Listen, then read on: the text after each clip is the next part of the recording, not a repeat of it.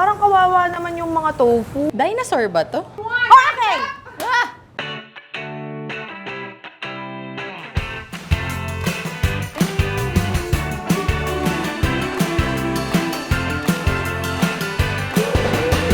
Welcome to the Cersaya Kitchen Showdown.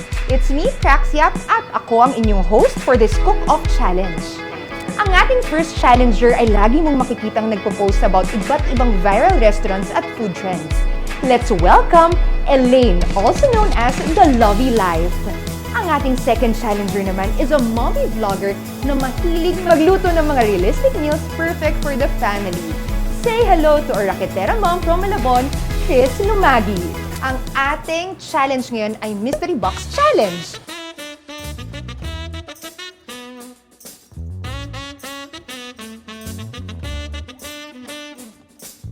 Meron lang kayong 90 minutes para gawing mas pinasarap at mas pinasaya ang assigned dishes nyo. Magsisimula na tayo in 3, 2, 1, go! Siyempre dahil may First, sarsaya. kailangan sarsaya. Oo. Kukuha na. What? Ano bang gusto nyo? Yung medyo malaking cube o yung saktuhan lang? Chicken. Ang lalaki ng chicken. Dinosaur ba to? Ayan na. I-sizzle natin ang aromatics. Naghahanap lang ako ng aromatic. Since gagamitin ko yung sarsaya oyster sauce, parang yun yung mismong seasoning ko. Cilantro. Napakasaya po ng experience ko kay tofu. Akala ko madali. Wish ko na lang hindi siya dumikit. Dumikit. O, di wala tayong nagawa for the kalaykay ako ng kaldero. Buti na lang natanggal siya. Alam nyo ba, halfway point na tayo sa ating challenge? Kumusta naman ang pagluluto? Nakita ko kanina medyo na-challenge ka sa pagluluto ng tofu. Yeah. Kwento mo naman ang nangyari. Kasi hindi ko matansya kung anong kailangan kaldero, non-stick ba or yung stainless ba. Ikwento mo naman, nasaan na tayo sa part ng preparation? Yung chicken, since medyo makapal siya, medyo matagal. So inside dish, anong aromatics ang nilagay mo? Onion, ginger, and garlic. Good luck! Hello, challengers! Hello! Ay, ready na tumikim! Eto na. Creamy, tapos malasa. Totoo. Diba? Lasang-lasa ang tamis, alat, linamnam ng Cersaya oyster sauce. Hoy, parang ready si Elaine.